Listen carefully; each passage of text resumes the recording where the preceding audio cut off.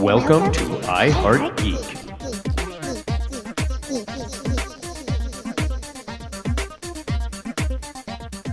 And welcome to another episode of I Heart Geek. It's another special episode, and this one is Soul Power. Can we say that, Marlon? Is that okay? Yeah, we can. Yeah. Okay. Soul Glow. As long as you don't say Soul Glow. Soul Glow. Just let your soul glow. We're going to have to do that movie, you too. You would have the hair for it, Marlon. I cut it off. I used to have the hair. Ask Dove. I cut it off 3 weeks ago, a month ago now, Dove. Well, he looked kind of like a Nancy from American Gods without the sideburns. With a blonde patch right here. It was great. Just like, it was a beautiful thing. So we are going to be talking about the movie Soul today. We made a choice between, we had to do Wonder Woman or Soul first. And we did Wonder Woman. And I think we're doing the better of the two movies now. I'm not saying anything bad about Wonder Woman, but this movie was really good. I really enjoyed Soul. And it doesn't make you cry as much as Up, I promise. So let me introduce our panel real quick. Let's start with our regulars. I'm Dub and I do stuff. And then next to me, we have Mr. Chris Giorgetti. How are you doing, sir? I'm good. You know, before the podcast, I was listening to Bruce Springsteen, one of my favorite musicians of all time. So bad. And he's not. Those are fighting words, Dub. You just like his butt in the jeans because you have the poster still on your wall to this day. You know, I know you do. I know. I'm not judging. There's no judgment, except if you're following him for his quote unquote talent. Anyway, did I just piss off the entire East Coast? Pretty much. Most of northern New Jersey. Yes. East Coast are angry because they all like to growl like Springsteen. Well, you know, if you drink that much, you can sound like Springsteen too. Okay, and yes, or if you had our weather, you'd do that too. I would be that cranky. I would. On in the USA. So, Mr. Tommy, how are you doing today? And I'm so glad that you can sing a million times better than Springsteen. I'm sorry. I'm just enjoying the fact that you just sang like you need a laxative. So that was dead on. That was dead on. That's how he sounds. I'm not denying it. I'm just saying, Does watermelon and cherries not grow on that side of the country? Is that the problem? Yeah. We have other stuff. Our pizza is far superior to yours. So there. Okay, so you have a round table there too. I get you. Okay. Oh wow, I am just ornery today. You ornery. Okay, we also AHN HHANRY. Wow, I'm Henry. I'm Henri. Oh, I got French for a second there, didn't I? You did a little bit. Okay. It's not the Russian. Oui, see, Marlon gets me because he has his names that sounds French. Oh, this is going to be one of those episodes, isn't it?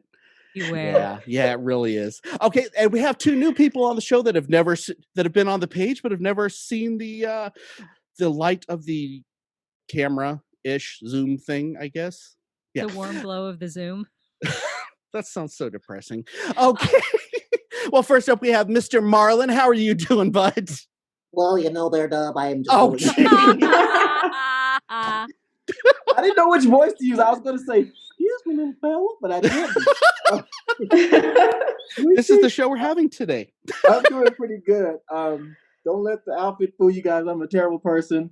It is an honor to be in the Geek Squad right now with Dub. And I'm just having a good time. I am really, really tired because if you don't know the way the church that I went to, there's a lot of calisthenics involved and step teams and choirs and bands and praise dancers. This is a lot of work, so I'm exhausted. So, because I can't say it on air, what kind of church is this, Marlon?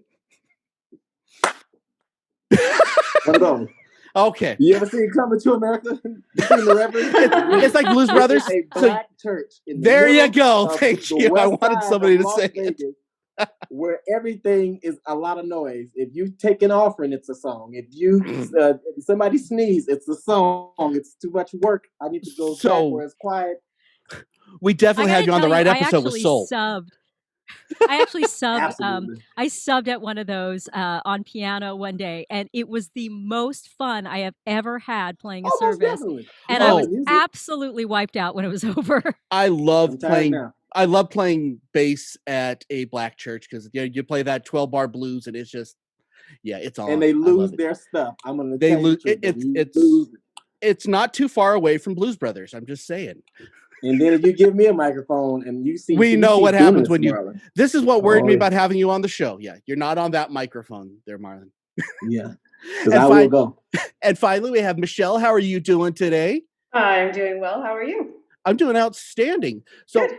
now I'm going to actually throw this one at you right away because we had, and we're talking about Soul. I've mentioned that before, and the reason why I wanted you on this show is because of the arranger and producer of the music, which you are a super uber fan of. So you want to tell us about kind of your history with that kind of musical genius? Trent Reznor. Yes. And Atticus, because you can't forget they go together. Yeah, well, one of them's better than the other. I'm just not. Yes. Yeah, we'll talk about all that always later. Goes first. But that is absolutely one of my favorite composers, arrangers, musicians in the world. He's so much better than Bruce. It's true. You are not letting this go. I'm not. I see Chris and he just has that Jersey goatee. I can't let it go.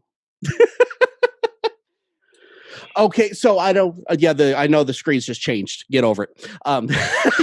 All sorts of fun stuff going on behind the scenes today. However, I did want to say thank you to Blythe. He did an amazing job on the new intro, and I hope you all enjoyed it. It looks really cool. Do we really have to thank Blythe? I mean, we do. He's been getting on my last nerve. Okay. He is, but he does a good job at the stuff he does. Okay, true. And he produced a rather remarkably beautiful baby, so... Well, the best part of him just came out, and then we'll never have another good thing again. Okay, so let's discuss the movie Soul. Well, this is our fifth time trying to get into this. First off, what were you guys expecting going into this movie? And we're going to do a full circle. I was expecting Inside Out, and we kind of got that. What about you, Marlon? What were you expecting when you got into this? When you watched this movie? I'm going to sound very basic. Honestly, when I first heard the title and I heard who Jamie Foxx and, Tina Fey, I heard the characters. I said, oh, this is going to be another musical like Rio, or, I thought it was going to be a musical movie about, soul music. Fair enough. But not even close. They put a little bit of music in there, but I was just like, I was expecting a cheesy soul movie, a bunch of, Earth, Wind and Fire and James Brown covers, maybe a little Richard or something, just listening to some soul, and then it completely threw me for a loop. And I have to admit, I watched it on the phone, in the car, while being a tour guide to my people that were in town. So I was in the mountains at the Grand Canyon. Kudos to my wireless service. Wow. Nice. Michelle, what did you expect when you went into this movie? Well, I hadn't even looked at what it was about, anything, and along the same lines, I just thought it was going to be something about jazz, this jazz musician, and maybe like his life and career or something. I had no idea about the rest of it. So Tommy? Well, I will say what I expected was not what I got. Mm-hmm. I knew it was about a jazz musician who dies before his time, and I think I thought where they were going to go with it was more your purpose, which they completely tossed on its head. They flipped the script on that one. So it really there was nothing. There was very little about it that I had expected. Very good. Which I enjoy. Yeah. Chris? I went into this movie blind. When I saw the trailer, I'm like, oh, this is going to be cute. It's about music and how, they'll deal with like him as a little bloopy thing. Just the anime, every time it seems the animation gets better and better. So like just the level of animation standards got higher, I guess, going into it. But I honestly went into this blind. Now, the animation thing, I will agree with you, but I won't. I think they did some tricks in this movie that were absolutely fantastic, but I don't think, other than those few tricks, and we'll talk about it because I took notes on it.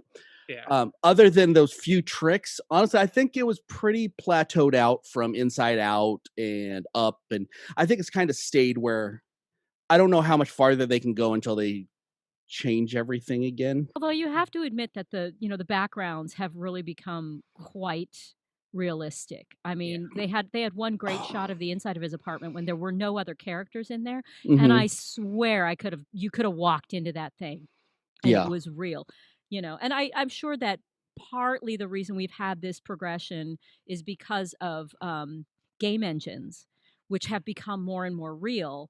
I mean, I'm sure they're symbiotic in their development, but just because of what we expect, they even though they kept the humans in more of a less of an uncanny valley and more of an animation, when it came to the backgrounds, whenever they weren't in the place in between, they were remarkable. I mean, Chris and I walk in normal world, we walk the streets of New York every day, which sounds worse than it is.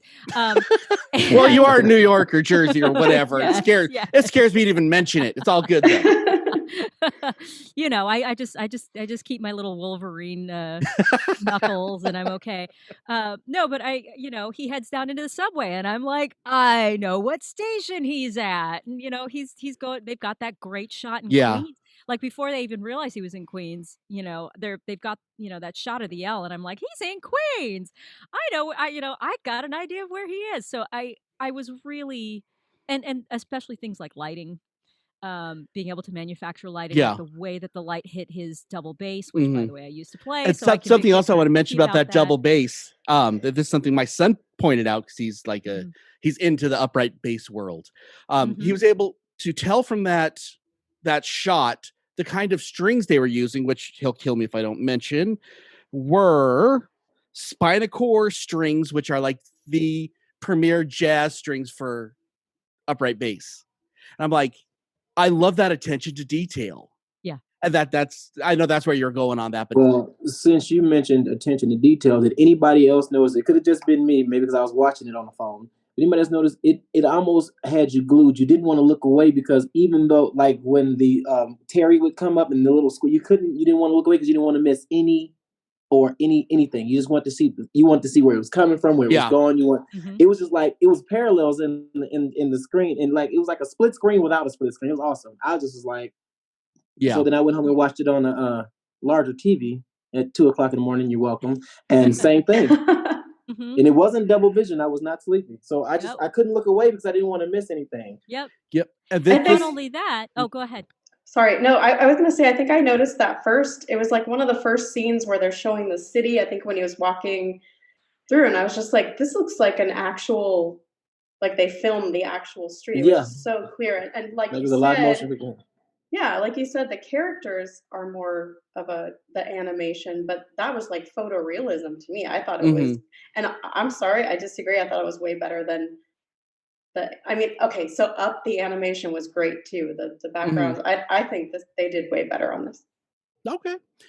I don't see a difference in it, but that's just me. I'm not saying anybody else is wrong. I think that you've been going blind for years, Doug. A little bit. I got my glasses around here somewhere, You get mad at me when I wear them. It's okay, Dub. You'll be fine. You're also mean to me all the time. Oh. Wow. Okay, so go ahead. I was just going to finish the thought, and this might you may already be planning on going into this, and I'm sure everybody in this room has something to weigh on this subject. One of the things that makes me nuts, beyond nuts, is whenever they put a representation of somebody actually playing an instrument on camera and it doesn't match up properly. It makes me crazy. And this one, it was clear. First of all, that first overhead shot of him playing, I was like, it's John Baptiste. I mean, as soon as I saw his hands and then I was like, that's John Baptiste. They based this on him. And then he started playing and I was like, I swear that's John Baptiste. And of course it was. But that kind of detail where you can tell they shot these musicians in the filming kind of way, because no musician should be shot. And paralleled that. Wow. Paralleled that in the film so that it was accurate, so you were never pulled out for a second. Yeah, because they were playing the instruments, and the bass was in remarkable. The right area, and the drums when he hit the hi-hat, it was on the hi-hat. When the hi-hat was open, it was open. It was really, that's Yeah, as a musician, They I was did like, their thing. They did their thing for sure. yeah. Well, I think John Batiste even said those were his hands. Like Those when he looked, fingers. those Yeah. are my fingers. Yeah. Yeah, Amazing. Yeah, that's the I think the prettiest part of the real world animation to me was his fingers. Because I'm like, well, if you're gonna play piano like that, those are the fingers you have.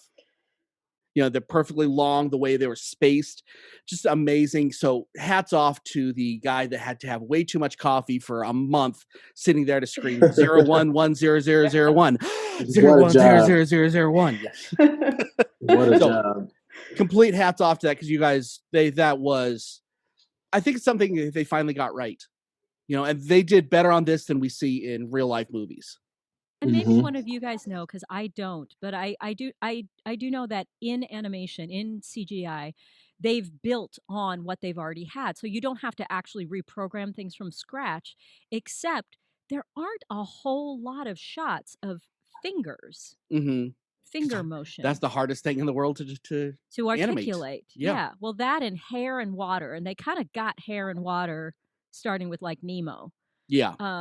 Yeah. So I would be curious, listeners, if anybody, if any of you actually have this know-how, let us know. I'm so curious what that jump is to get that kind of articulation in the fingers. Yeah.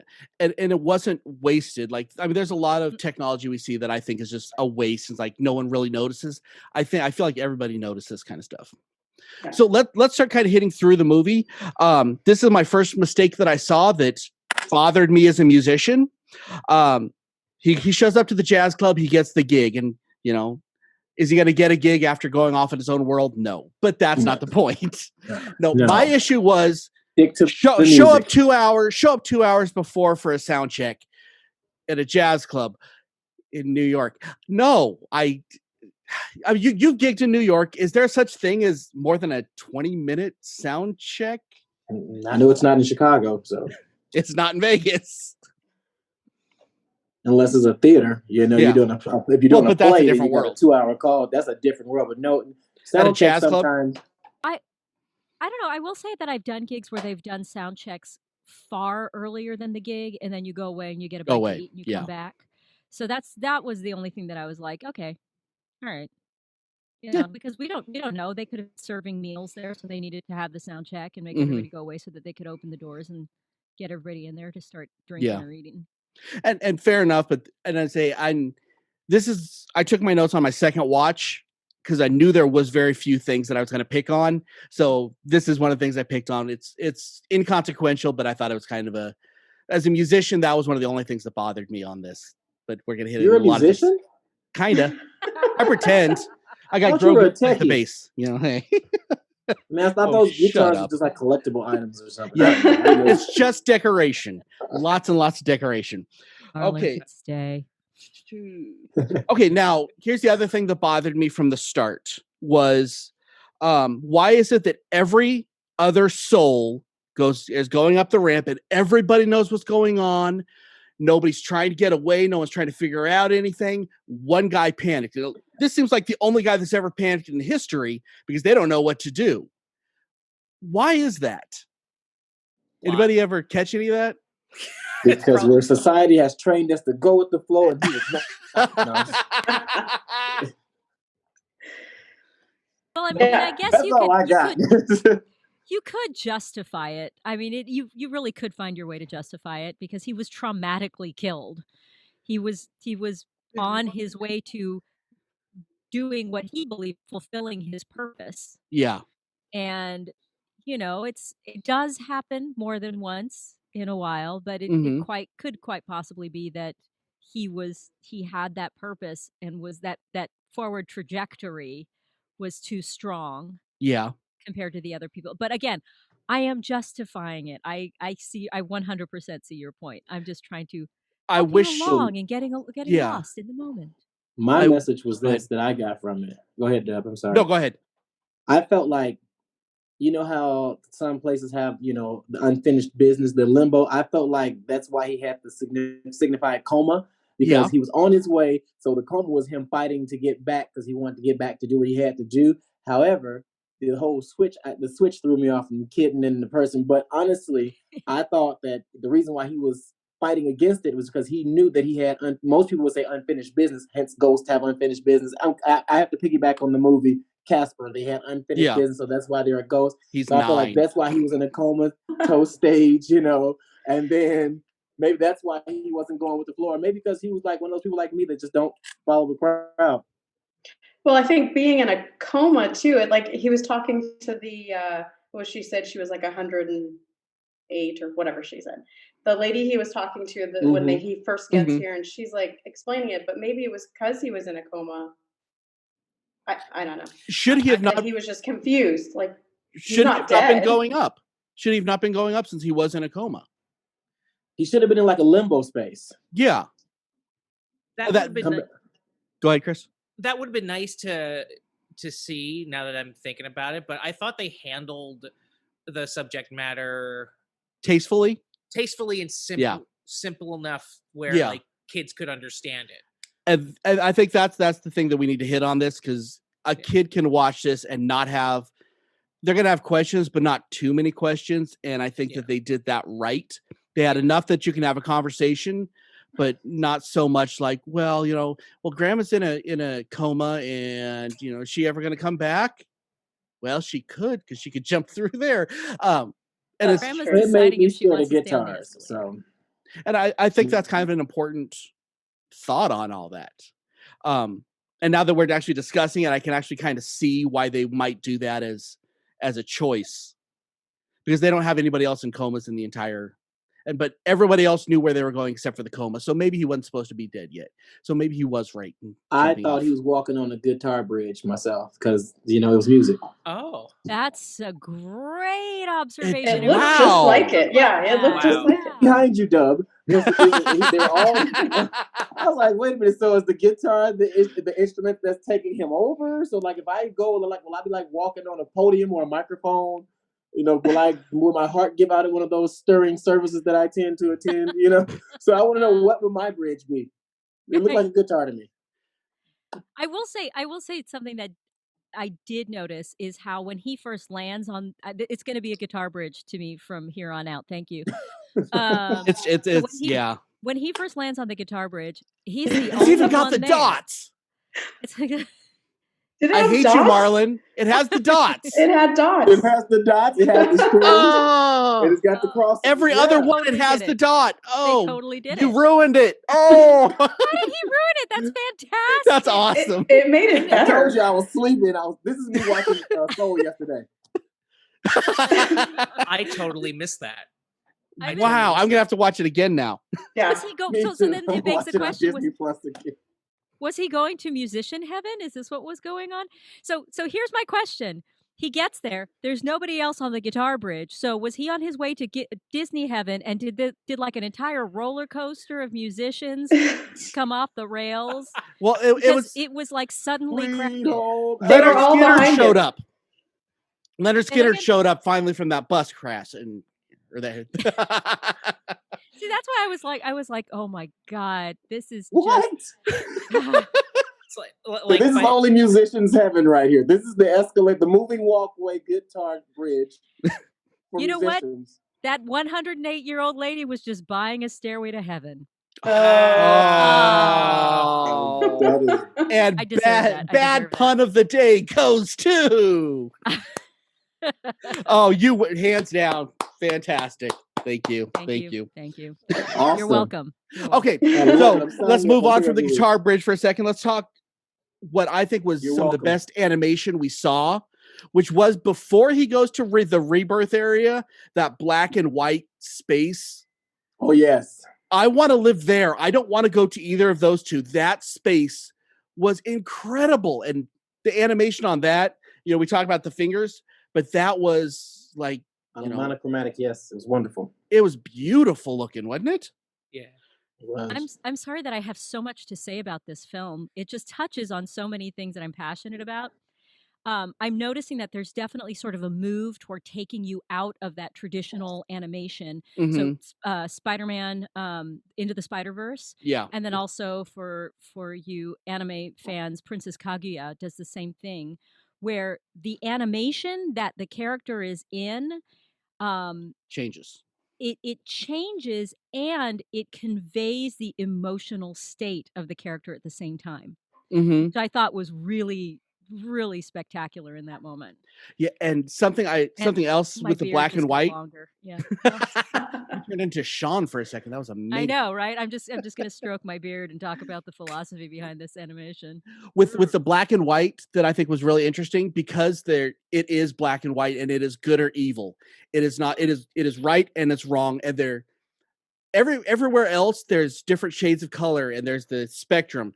In these areas where there is no choice, it's only wrong and right, which I thought is why they did the black and white. No gray area. No gray area. There is no gray in it. I dig it. Nice. Okay, so and this is where the music takes the turn, and you can hear that Nine Inch Nails Trent Reznor voice, not the audio voice, but that underneath arpeggiated synth that he always goes back to. And this is where I started to really love this movie. I'm like, okay, this is something. And I didn't know who did the music, but that's where it caught my ear, and I'm like, oh, yeah, that. Like Chris will tell you about, the different musical moments we hit when we're watching Mandalorian. This was that moment to me. This was the Imperial March for me because it was just that understated, just beautiful wave that went underneath and still had that jazz over the top. Mm-hmm. Anybody else get any special feelings on that part? It was one of the best things about this movie was the music and the score and how they were able to weave like this awesome jazz music with the composer of like all these Nine Inch Nails rock songs. I wasn't aware he did he's done movie quite a few scoring until this, and I was thoroughly impressed with it. What else has he done? Oh, sorry. No, I want to hear from you, Michelle. I have a list. Actually, there's a lot. So notably, I don't know if you guys saw Bird Box. So there's the music in that movie. I think that was the most memorable part of that movie for me. So they did that. Social Network. Yeah. The Watchmen series they did.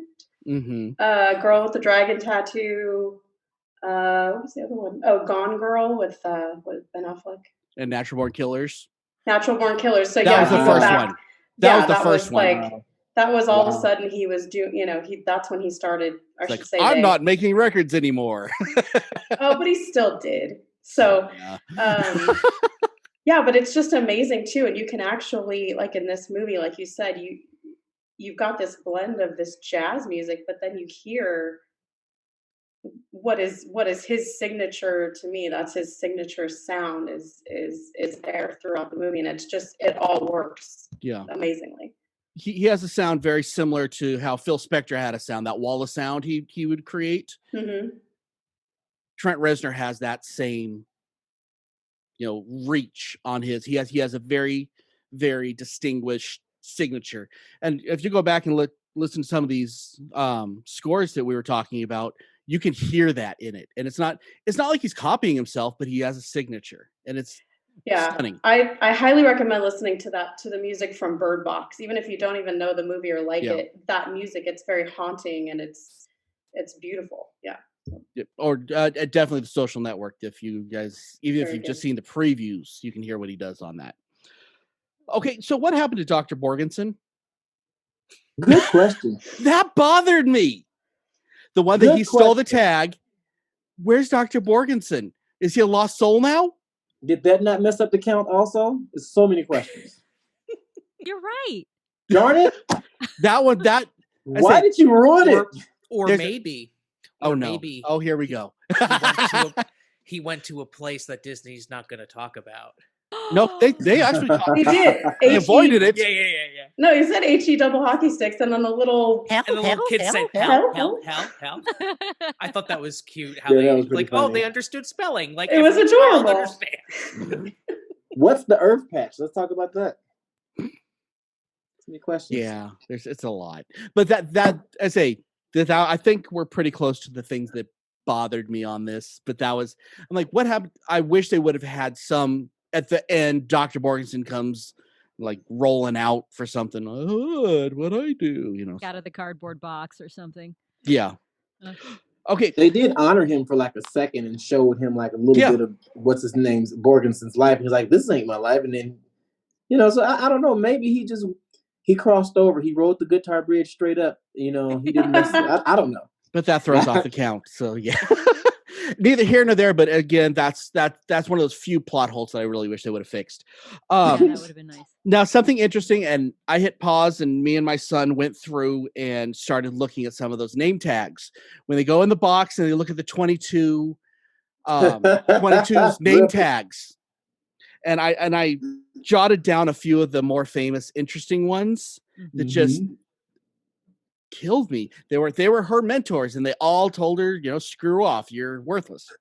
So some of these people that we found, let's see, we have Jane Austen, Madame Curie, one of my favorites, Johnny Cash, Babe Ruth, Einstein, Confucius, Harriet Tubman, wow, Amelia Earhart, Da Vinci, Joan of Arc, Stephen Hawking, Marvin Gaye, Eleanor Roosevelt, George Orwell, and my personal favorite, and it's one of the most prominent, but you have to look, Jack Kirby's in there.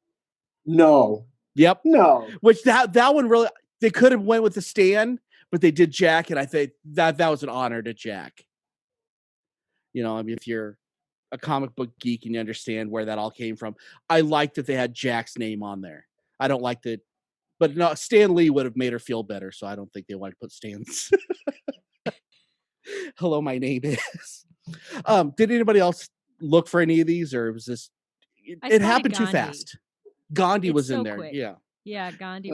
I knew it was one in there that I kind of glanced at, but it just blurred. Once again, it was 2 a.m.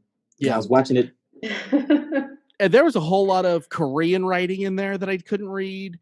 There was some kanji in there. There was Russian in there, and that was the only other languages that I saw. So it's pretty cool. I don't know.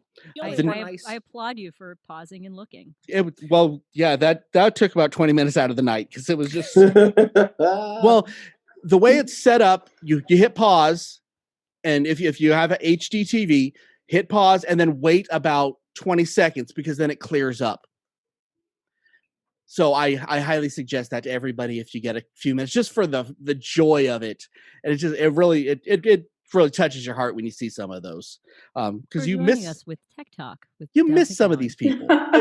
You seriously do. You miss some of these people that you've never met, but you miss these people, you know. Oh, yeah. The Knicks joke was amazing. Yes. Oh my gosh. I've been messing with the Knicks for years.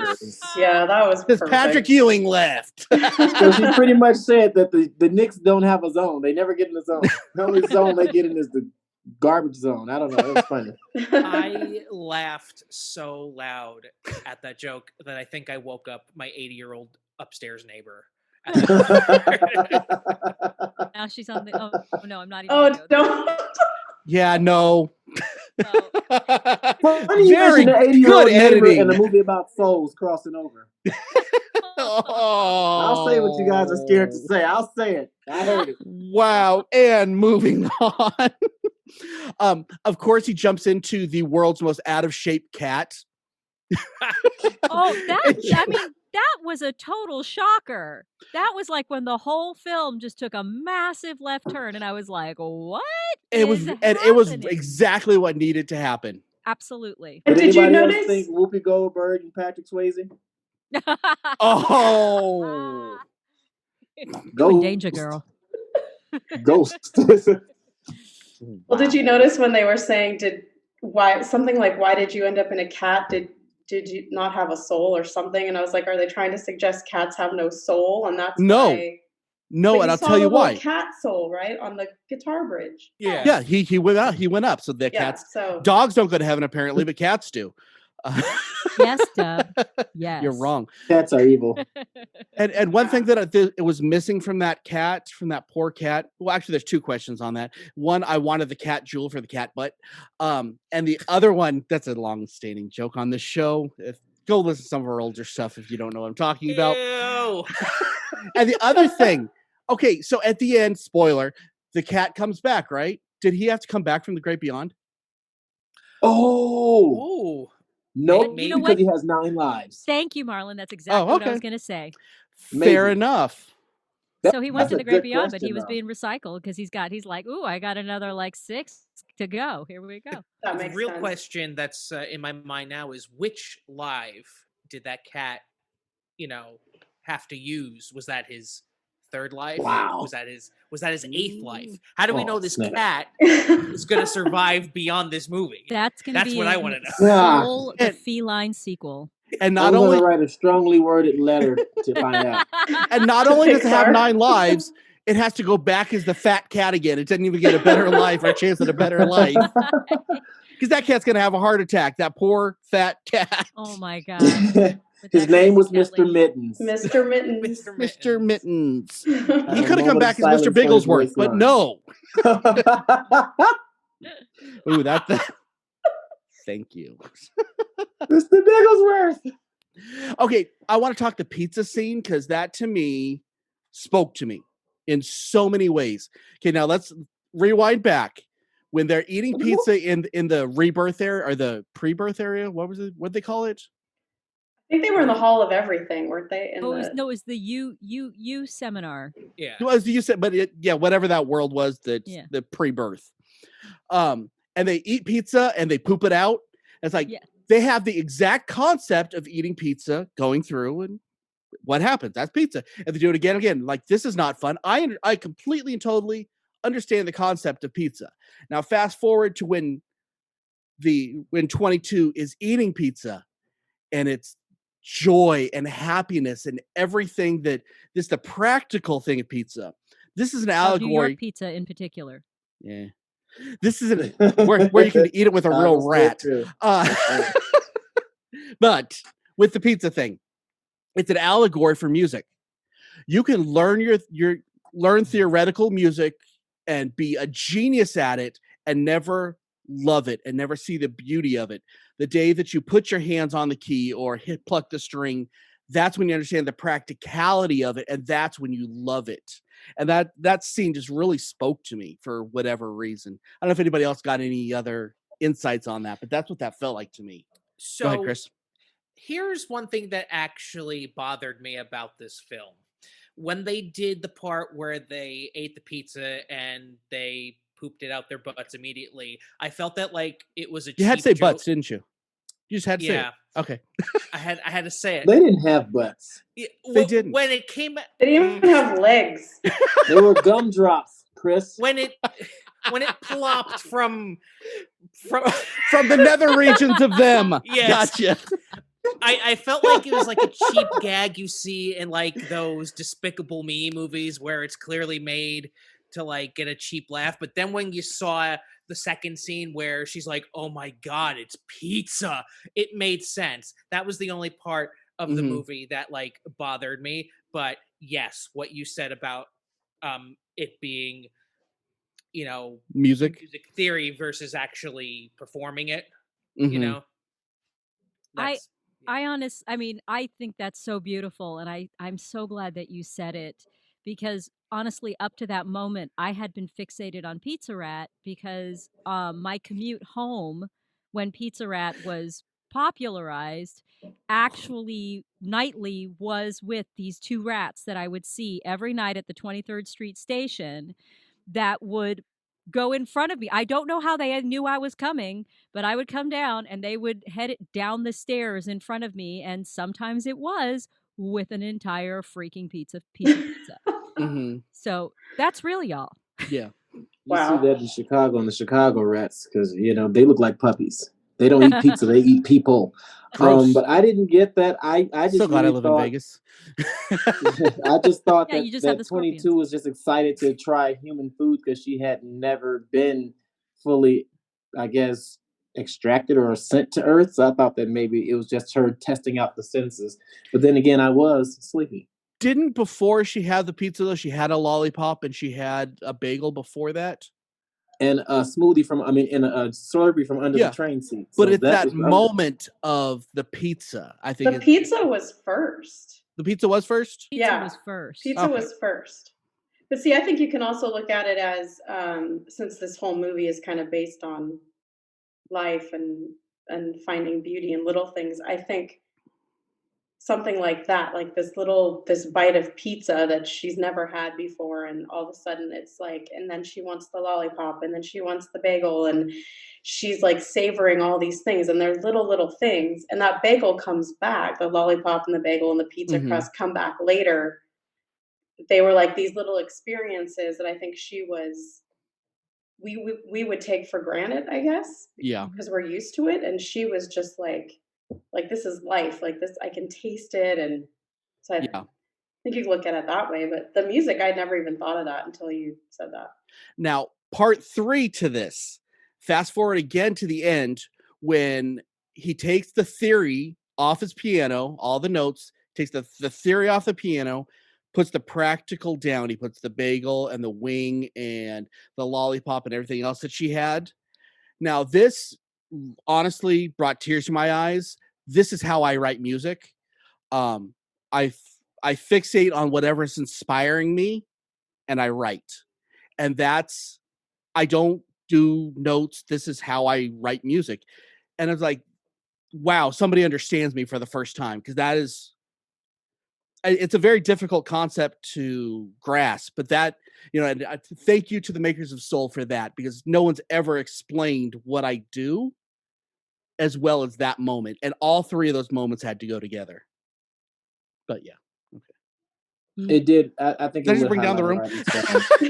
No, I think it did highlight the writing style when you think about it, because as one who has been in, a lot of plays and done a lot of set dressing and all that stuff, I would sit in the room and let all the voices in my head for the characters that I'm creating talk to one another, and I would just write what they say. I know that sounds crazy. I'm probably sure you guys are calling strength for me right now, but that's and I can agree with it. I like I sit in the room and let all the voices go. I designed the character height, stature, weight, everything. And so the fact that he cleared the music, I never thought about that. He cleared the music and put down the donut, the lollipop, and was inspired. Good stuff. I appreciate you for that. Go ahead, Chris. The thing I also love about this movie is the fact, like, there's a trend that Disney seems to be, starting with, especially with the movie Coco and this movie, that they're saying being an artist is okay. Being a musician's okay. You can have a happy life doing the thing you love. And it spoke to me too as a musician and as a singer. It's just like you said, Dub, it's like, thank you. Someone is finally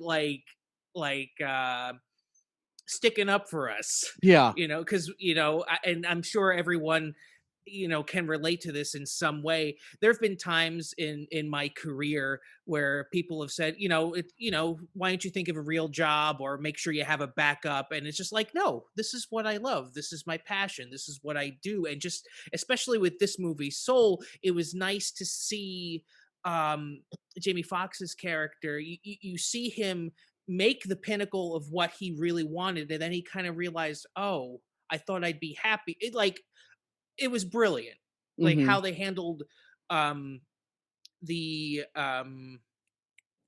struggle, both internally and in the world. I thought it was done beautifully. Fantastic.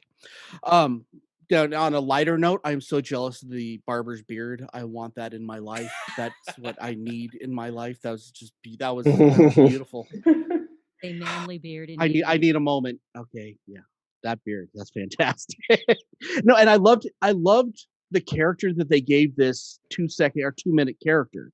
He was the Navy guy, and you could see the anchor tattoos. And I've seen a lot of those, and it wasn't like a traditional Navy tattoo, but it was definitely a Navy tattoo. And I thought that is, and then his whole story and all that, it was really should speak to a lot of us. He had a lot of development in a very short time, which is unusual in this kind of film. To get a side character to have that level of they could have gone off and just followed him at that point, because I was certainly curious. Yeah, I want to see the sequel, the barber and his beard. What about the other guy in the barber shop, and then got the daylight scared out of him by Terry? That dude's gonna be messed up for life. He's gonna write like Nine Inch Nails music forever. Hey. He's gonna bring the grunge era back single-handedly. That would not be a bad thing. Just, I mean, all these great characters. Here's a controversial thing. Jerry is the cause of the downfall of all society. I think there's more to that. A little harsh. I don't think so at all. Okay, now you look at what Jerry does. Jerry gets bored and says, "Okay, you guys are apathetic.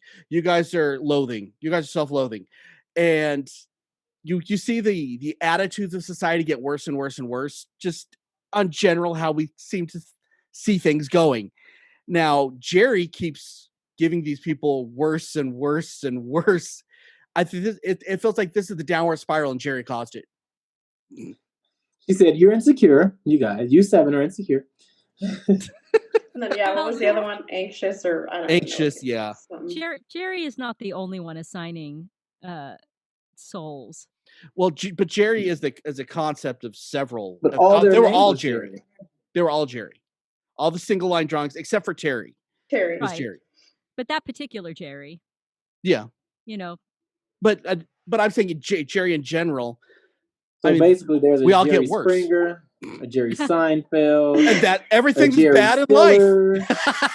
But don't you think though that just causes balance? Like you just caught kind of the group of anxious, self-centered, whatever. But I think in life though that causes balance. You need kind of those people, and then it goes back to 22, how she's been told for hundreds of years that she's horrible and she'll never inspire anything, she'll never find her spark, all these things. You kind of need those people in the world to sort of balance you out and make you appreciate things.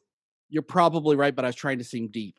Sorry about that. you outdid my deep with your deep, and it's my I'm drowning. I don't know about you guys, but every time I saw a Jerry character, I instantly thought of the little Finder logo on a Mac computer. I'm just it's weird that my computer is kind of like Jerry. It has a soul. Yeah. Yeah. See, I think they were based on. And I didn't look it up. I'm sorry, I didn't do my homework. I think they're based on, is it a Picasso painting? There's a painting out there that looks like them with the half hand. Yeah, it looks exactly like them. Yeah. Yeah. So I think the single line drawings are just amazing. If you want to continue to talk amongst yourselves, I can see if I can find it. Now, Marlon, you mentioned this earlier, how Terry kind of gets screwed in the deal. I'd talk about that for a minute. You messed up his count for all eternity. Uh-huh. He was doing his job. How do you get mad at him for doing his job and then reach behind him and throw off his count? So when it's time for him to cross over, they're like, "Hey, by the way, you let one through." And he's got to go down for other people's problems. He's got to suffer for what somebody else did. He's a scapegoat. I don't like it. And why was Terry so much shorter than the Jerrys and chubby? That was just rude. So you think everybody that want to make sure everything is right, short and chubby and bald, that's rude, and I was upset. Well, I do feel like they vilified Terry in this, and I don't think they should have. He was doing his best. It's like, the count is off. This is what my job is. This is my music. This is what I'm good at. This is how I keep balance. And they all said, "Okay, screw you. We're going to go behind your back and make everything that you do meaningless." May I step on a slippery slope? Fire away. Oh, I can't believe this cop is pulling me over. He's doing his job. You were speeding. I can't believe they won't let me in the building after. I was only 2 minutes late. You were late. We always get mad at the person that does a job. Me, for instance, when I'm too loud on the mic and Dub turns me down. I can't get upset. You're on the job. And so people do their, so it made it look like that people are doing their jobs, and people that do their jobs are just jerks. No, because at my job is to evict you if you don't pay your rent. It's a sucky job, especially around the holidays. But if you don't do your job, if I don't do my job, then I have to evict myself because I can't pay the bill. So do you want me? It's a slippery slope. That's a point. Sucks. Go ahead, Michelle. You're saying something? But what if, so you get pulled up over by a cop and it's an emergency and you were speeding and you have like this amazing excuse, which may or may not be true. But anyway, then isn't it okay every once in a while to let you go with a warning? Oh, hall passes are definitely allowed. sort of like when you forget your water is on the bottom of the cart at Walmart and they don't stop you. It's okay. The little lady that looks at the receipts, that's her job. She gets paid to stand there and make sure you're not stealing. But if she looks away and scratches her nose and you keep on rolling, you didn't get caught. Okay, not saying that I've ever not paid for my water. But okay, well let's put this another way. The security guard at the bank, he let the one guy through, and he stole a bunch of money. But it's that one hall pass. That's the one time he let him through. So how did he take kind the of money? Okay? And I know I'm with the Terry. I think his job is that important. I think that it. The cosmic whatever, I think, is an issue if his count isn't what it's supposed to be. Yes. Because think about this. If you go to a bank right now, you write on a piece of paper, give me all the money, and you hand it to the lady behind the counter, she gives it to you, and you don't have any guns, and you're not threatening her, I feel like it's yours. Bye-bye. It's a gift. No. We are not condoning that on I Heart Geek. We just took this to a dark place. Robbing banks. This is a family show, right? I think though that the Jerry. So you're saying when you watched the movie Sing, you didn't see the gorillas robbing the bank? I did not see Sing. I did not see. I didn't see it either. Go ahead, Michelle. I don't remember. No, I think the Jerrys though have. Didn't it seem like they kind of had almost an authority over Terry, because she's like, we'll handle this at the end when they kind of messed with him and took Joe back. I mean, it almost seemed like they were.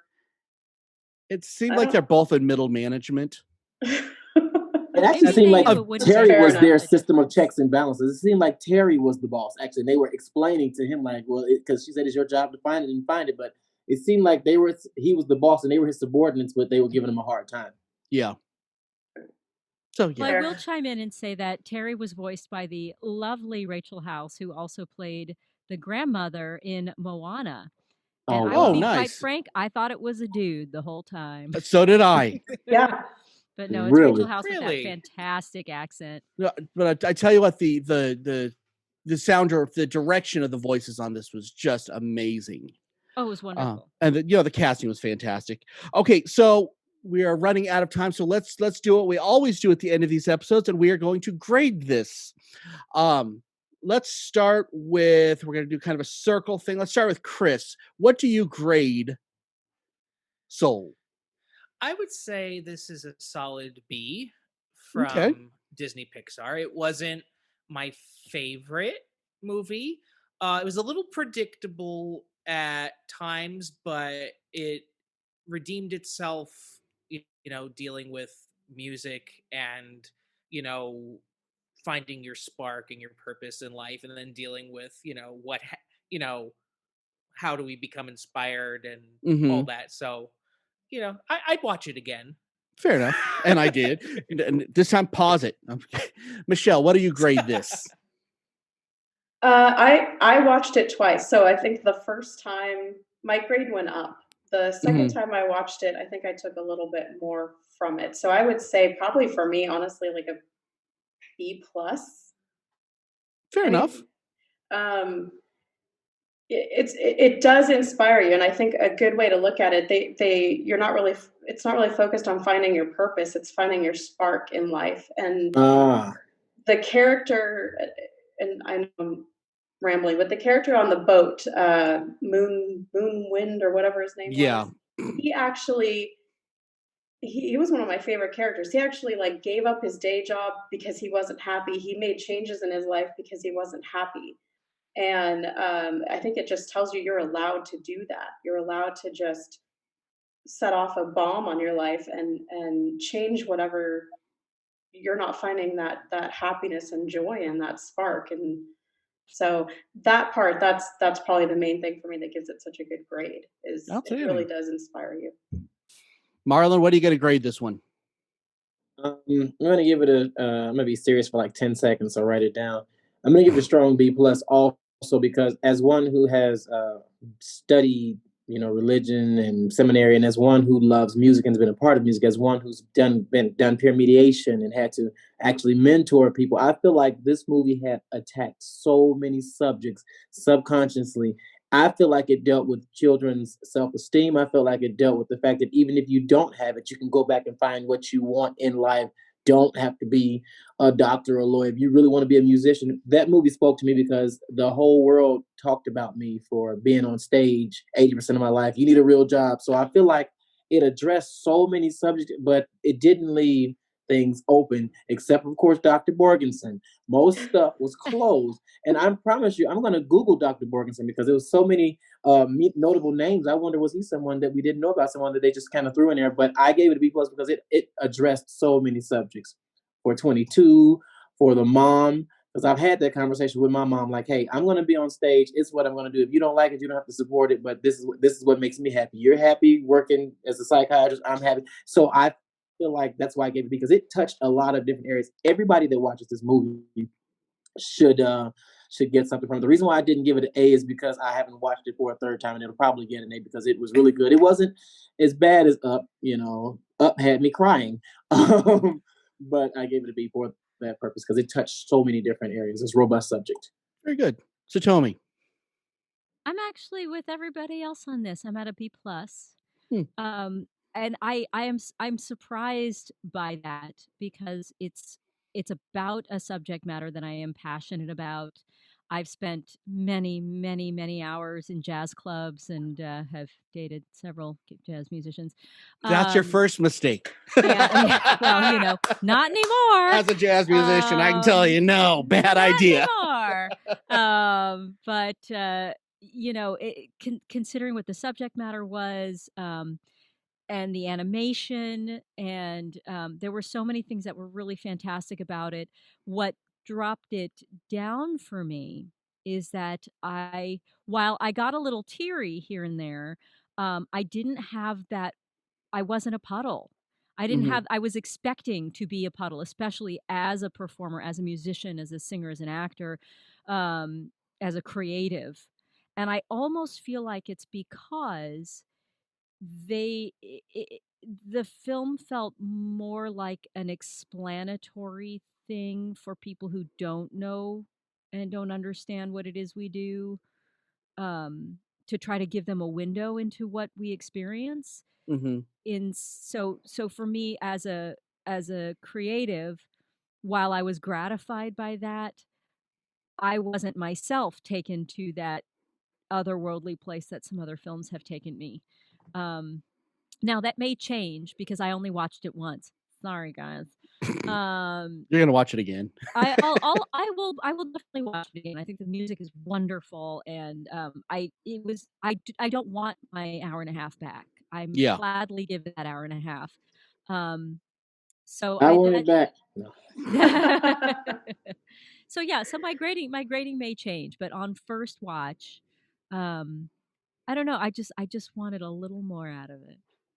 Fair enough. Now, I agree. I'm going to disagree with you though on something. Mine is I went in with an A- on this one for a lot of reasons, but the main one being the piano scene spoke to me like no scene really has for a lot of years. But the other one is Up went for the cheap cry. This made you feel emotional without giving you the cheap cry. Well, you're talking about the cheap cry at the top of the film. Yeah, I am. Yes. Versus the massive payoff exactly. when you get to the end of the film. But I feel like they didn't go for the cheap cry in this, and they really could have, especially at the end. It would have been very easy to have let him die or to have. I wasn't trying to be dark on that. I really wasn't. I don't think it had to be tragic though in order for that to happen. But that would have been the cheap cry. That would have been the puddle cheap cry, and that's Yeah, I almost thought he was going to sacrifice himself. Like that was going to be the situation at the end, but yeah, and I thought he was going to have to give up his body for her. But again, I like that they didn't go with the cheap cry. It made you feel emotional without leaving you in a puddle. And I know that we're looking at it very differently, Satomi and I, but that's I think we both love the same thing about it, but it's just the different emotional payoff, I think. So this was a fantastic show. Thank you guys so much for showing up. You guys are all freaking awesome. And I know. Go do it. Yeah, sign up for our Patreon. Do that. That'd be a good thing for you guys to do today, because there's going to be a lot of extra stuff coming on there very, very soon for Patreon only. If you're watching this on YouTube, subscribe and like and hit the bell and do backflips. I don't know what else will help us, but yeah. Thanks, and share us with your friends, because if you like what we do, hopefully some of your friends will as well. So until next time, I am Dub. I'm here with Chris and Satomi and Marlon and Michelle. Keep on geeking on, guys.